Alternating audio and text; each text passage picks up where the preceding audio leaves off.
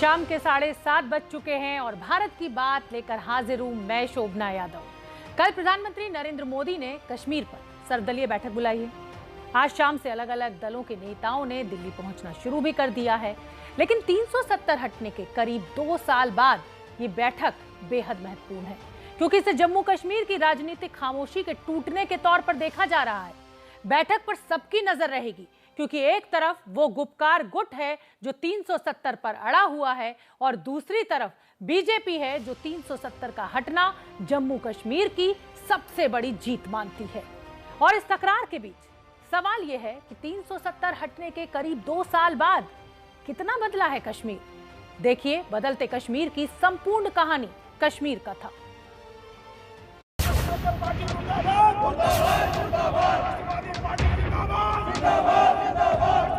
24 जून को प्रधानमंत्री नरेंद्र मोदी जम्मू कश्मीर के राजनीतिक दलों से मिल रहे हैं ताकि प्रदेश में सियासी भविष्य को तलाशा जा सके। सभी नेता इस बैठक में शामिल होने के लिए जाएंगे। जम्मू कश्मीर में डायलॉग करें और सबके साथ करें और पाकिस्तान के साथ भी करें। एक देश में एक विधान, एक प्रधान, एक संविधान। जम्मू कश्मीर का एक बच्चा चाहता है कि हमें पहले अपने स्टेट की पोजीशन वापस चाहिए। अगर हम अपना एजेंडा उनके सामने रखेंगे, अगर तो वो एजेंडे में है तो उसको जोरदार वकालत कांग्रेस पार्टी करेगी। कांग्रेस नेतृत्व की सरकार ने संविधान में चुपचाप चोरी छिपे धारा 370 को जोड़ने का कुत्सित कार्य किया था। मोदी जी के नेतृत्व में धारा 370 समाप्त हुई है, 35 से निरस्त हुआ है।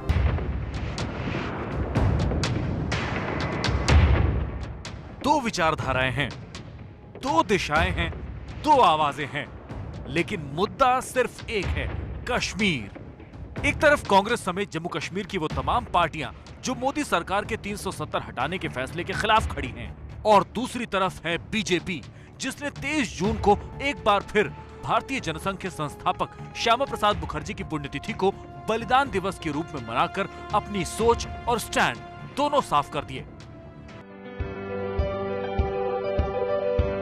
आज 23 जून देश के महान सपूत डॉक्टर श्यामा प्रसाद मुखर्जी की पुण्यतिथि है। मैं डॉक्टर श्यामा प्रसाद मुखर्जी का पुण्य स्मरण करता हूं, उनको नमन करता हूं और आदरपूर्वक श्रद्धांजलि अर्पित करता हूं। 24 जून को पीएम मोदी की सर्वदलीय बैठक के बुलावे ने देश में एक बार फिर से कश्मीर की चर्चा को तेज कर दिया है। जम्मू कश्मीर की सियासी गर्मी की तपिश राजधानी दिल्ली में महसूस होने लगी है।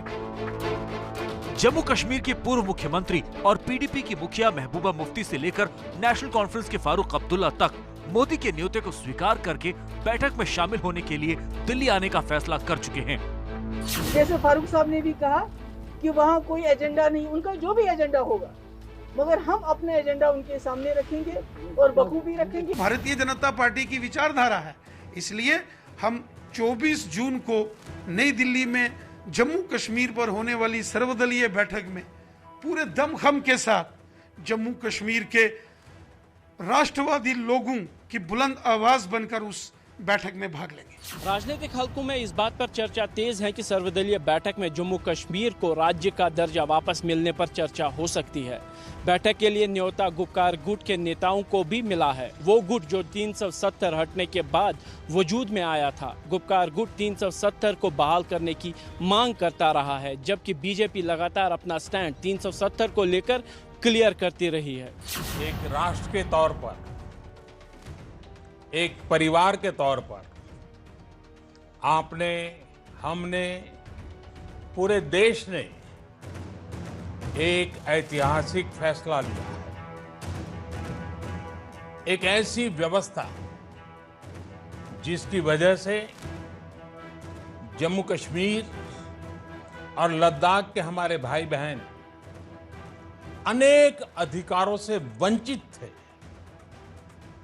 जो उनके विकास में बड़ी बाधा थी, वो हम सबके प्रयासों से अब दूर हो गई है। 370 पर राजनीतिक उठापटक के बीच देश ये जानना चाहता है कि 5 अगस्त 2019 को मोदी सरकार के लिए उस ऐतिहासिक फैसले के बाद जम्मू कश्मीर की सूरत कितनी बदली है। वो तारीख जब देश के गृह मंत्री ने संसद से 370 की समाप्ति का ऐलान किया था। जिस दिन भारत के राष्ट्रपति द्वारा इस घोषणा पर हस्ताक्षर किए जाएंगे और इसे सरकारी गैजेट में प्रकाशित किया जाएगा, उस दिन से अनुच्छेद 370 के सभी खंड लागू नहीं होंगे, सिवाय खंड 1 के नामक तदनुसार पढ़ा जाएगा।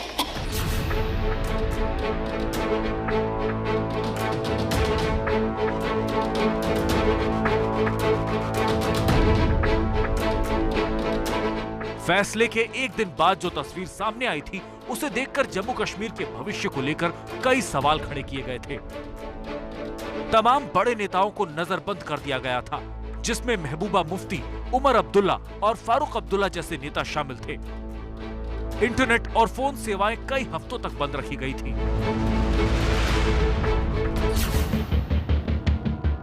लेकिन कश्मीर में सारी सेवाएं अब बहाल हो चुकी हैं और जिन नेताओं को नजरबंद किया गया था, आज वो लोग न सिर्फ अपनी बात और विरोध सामने रखते हैं, बल्कि पीएम मोदी ने उन्हें बातचीत के लिए न्योता भी भेजा है। यानी चीजें सामान्य हो चुकी हैं और लगातार सामान्य होने की तरफ बढ़ रही है। 5 अगस्त 2019 को 370 हटाने के फैसले के बाद जम्मू कश्मीर केंद्र शासित प्रदेश बन गया था और मोदी सरकार ने स्थितियां सामान्य होने के बाद राज्य का दर्जा वापस बहाल करने का वादा किया था।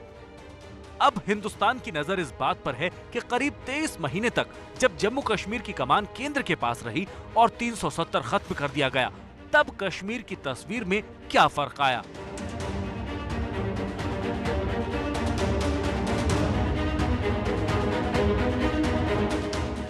ये तस्वीरें पूरी दुनिया में सुर्खियां बन गई थी जब जम्मू कश्मीर में किसानों को वैक्सीन लगाने के लिए स्वास्थ्य कर्मचारी खेत में पहुंच गए थे।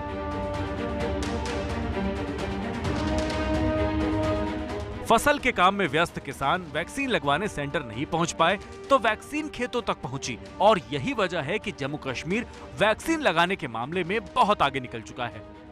45 साल से ज्यादा उम्र की 76% आबादी को कोरोना टीका लगाया जा चुका है। जून के आखिर तक 45 साल से ज्यादा उम्र के लोगों की 100% आबादी को टीका लगाने का टारगेट है। शोपियां, ये नाम हमेशा आतंक के लिए देश में गूंजता रहा, लेकिन देशवासियों को यह जानकर हैरानी होगी और खुशी भी कि शोपियां जम्मू कश्मीर का अकेला ऐसा जिला है जहां 45 साल से ज्यादा उम्र वाले सभी लोगों को कोरोना वैक्सीन का पहला डोज लगाया जा चुका है। जबकि आतंक का गढ़ कहे जाने वाले दक्षिण कश्मीर के अनंतनाग, कुलगाम और पुलवामा में 45 साल से ज्यादा उम्र वाली 75% आबादी को टीके का पहला डोज लगाया जा चुका है।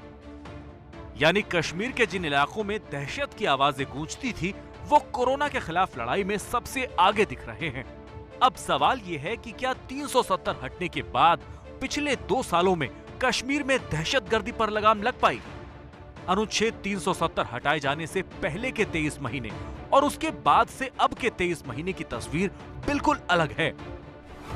पहले 23 महीनों में 131 नागरिकों की हत्या हुई, जो धारा 370 हटने के बाद 62 तक रह गई है, यानी 53% की कमी। अनुच्छेद 370 हटाने से पहले के 23 महीनों में 197 जवानों की शहादत हुई थी, लेकिन अब वो घटकर 74 हो चुकी है, यानी 62% की कमी। ठीक इसी तरह 370 हटने के पहले के 23 महीनों में 470 आतंकवादी मारे गए थे, जबकि इन 23 महीनों में 322 आतंकवादियों का खात्मा हुआ, उसमें भी 31% की कमी आई है। अगर आप टेररिज्म का ग्राफ देखते हैं, टेररिज्म का ग्राफ गिरता ही आया है। आपको याद होगा जब अगस्त 5 और 6 की जो कॉन्स्टिट्यूशनल डेवलपमेंट्स हुआ था, उसके बाद हमें कहा गया था यहाँ पे रक्तपात होगा, खून बहेगा वगैरह वगैरह। अगर हमने इस स्थिति को नियंत्रण में रखा है, ये इसलिए रखा है क्योंकि पहली बार Jammu Kashmir police ministry of home affairs के तहत अंडर काम कर रहा है और पूरा समन्वय के काम कर रहा है दूसरे सिक्योरिटी फोर्सेस के साथ, इंटेलिजेंस फोर्सेस के साथ। हमारा ग्रिड इस वक्त एकदम सक्षम है। क्या टेररिज्म खत्म हो गया है? नहीं, पर काफी हद तक टेररिज्म को हमने काबू पा लिया है। जम्मू कश्मीर में आतंक पर लगाम देश की बहुत बड़ी जीत है। आतंक की चुनौती तो पूरी हुई, लेकिन अगली चुनौती चुनाव था। 370 हटने के 1 साल बाद जम्मू कश्मीर में जिला परिषद के चुनाव हुए और इन चुनावों में बीजेपी 74 सीटें जीतकर सबसे बड़ी पार्टी बनकर उभरी। घाटी में कमल अपने वजूद पर खिलाए। बीजेपी की ये जीत मोदी सरकार के 370 हटाने के फैसले पर जनता की मुहर की तरह देखी गई, क्योंकि 370 हटने के साथ ही कश्मीर के लोगों को मिली दोहरी नागरिकता खत्म हो गई थी। पहले जम्मू कश्मीर के लिए अलग संविधान था जिसे खत्म कर दिया गया। ऐसे तमाम अधिकार जो देश के बाकी हिस्सों में नागरिकों को थे, उससे जम्मू कश्मीर के नागरिक वंचित थे। लेकिन 370 हटने के बाद एक निशान और एक विधान हो गया। सबसे बड़ी बात जो हुई है कि दूसरे रियासत के लोगों को जो अधिकार मिलती थी, अब जम्मू कश्मीर के लोगों को भी मिलना शुरू हो गया है। यहाँ पे 72nd एंड 73rd अमेंडमेंट लागू नहीं था।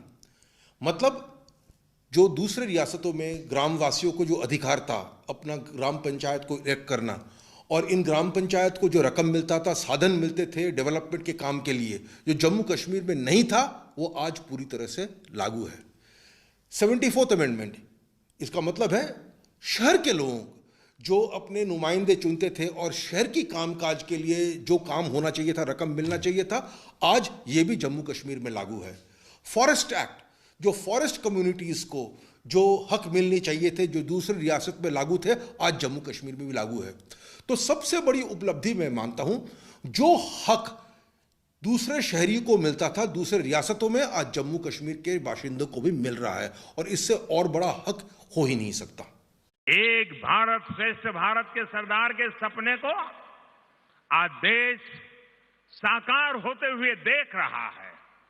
सरदार साहब की प्रेरणा से एक महत्वपूर्ण फैसला देश ने लिया है। दशकों पुरानी समस्या के समाधान के लिए नए रास्ते पर चलने का निर्णय लिया गया है।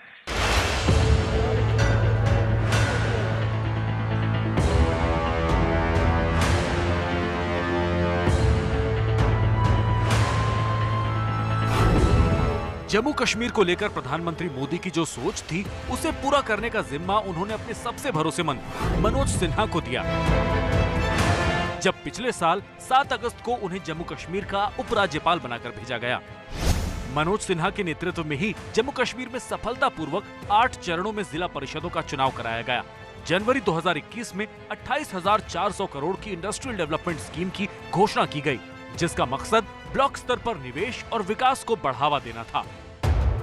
हाल ही में देश ने ये तस्वीर देखी जब गुलबर्ग में निर्जन पड़े एक प्राचीन शिव मंदिर का जीर्णोद्धार हुआ और उसे भक्तों के लिए खोल दिया गया। इसी मंदिर में राजेश खन्ना और मुमताज पर जय जय शिवशंकर गाना फिल्माया गया था। पिछले हफ्ते कश्मीर घाटी के बेहद प्रसिद्ध मां खीर भवानी मंदिर से तस्वीरें आईं, जहां हर साल मेला लगता है। इस साल मेला तो नहीं लगा, लेकिन कश्मीरी पंडितों की आस्था का केंद्र माने जाने वाले मंदिर में भक्तों ने मां के आगे माथा टेका। 370 हटने के बाद से कश्मीर में जो माहौल बना, उससे कश्मीरी पंडितों के भीतर सुरक्षा का भाव लौटा है। उन्हें लगता है कि वो भी अपनी जमीन पर जाकर दोबारा बस सकते हैं, जिन्हें अपने ही घरों को छोड़ने पर मजबूर कर दिया गया था। अब चर्चा ये है कि क्या जम्मू कश्मीर में जिला परिषद के चुनाव के बाद विधानसभा चुनाव भी होने चाहिए, ताकि राज्य का दर्जा वापस मिल सके। जानकार जल्द चुनाव के पक्ष में नहीं है। अगर कराना चाहते हैं आप करा सकते हैं। एक है संभावना, क्या आप करा सकते हैं, और जवाब है करा सकते हैं। क्या आपको कराने चाहिए, ये दूसरी मसला है। मैं मानता हूं अभी भी वक्त नहीं आया है आपको विधानसभा चुनाव के लिए। ये बेसिकली एकेडमिक सी बात है, क्योंकि आपको पता होगा चुनाव से पहले डिलिमिटेशन होना है। डिलिमिटेशन पॉलिटिक्स के हाथ में नहीं है, ये इलेक्शन कमीशन के हाथ है। ये बेसिकली एक संवैधानिक मामला है। ये इतनी आसानी से नहीं होगा। डिलिमिटेशन के लिए आपको काफ़ी वक्त लगेगा, परिसीमन में काफ़ी वक्त लगता है। ये ऐसा एक्सरसाइज है, ये काफ़ी देर तक चलता है। पहले परिसीमन हो जाने चाहिए, उसके बाद आपको देखिए क्या करना है क्या नहीं करना है। हालांकि पीएम मोदी ने जो सर्वदलीय बैठक बुलाई है, वो जम्मू कश्मीर के राजनीतिक भविष्य की रूपरेखा तय करने की तरफ ही है। जम्मू कश्मीर को लेकर होने वाली बैठक का पूरा एजेंडा एबीपी न्यूज के पास मौजूद है। प्रधानमंत्री नरेंद्र मोदी चाहते हैं कि जम्मू कश्मीर के विकास की रफ्तार तेज हो और साथ ही साथ लोकतांत्रिक प्रक्रिया को तीसरे पायदान पर पहुंचाया जाए। जम्मू कश्मीर के नेताओं के साथ मिलकर जमीनी हकीकत और भविष्य की रूपरेखा का खाका खींचना प्रधानमंत्री नरेंद्र मोदी की मंशा है। मतलब साफ है, तमाम नेता मसले जो चाहें उठाएं, लेकिन प्रधानमंत्री मोदी का फोकस साफ है। प्रधानमंत्री का फोकस तो बिल्कुल साफ है कि भविष्य में जम्मू कश्मीर के विकास के ग्राफ को न सिर्फ आगे ले जाना है, बल्कि सबको उस विकास में शामिल भी करना है। लेकिन नजर कल होने वाली बैठक पर रहेगी। देखना होगा कि राजनीतिक दल अपने एजेंडे पर अड़े रहते हैं या फिर विकास के एजेंडे पर आगे बढ़ने के लिए हामी भरते हैं। तो मुझे दीजिए इजाजत। भारत की बात में मेरे साथ इतना ही।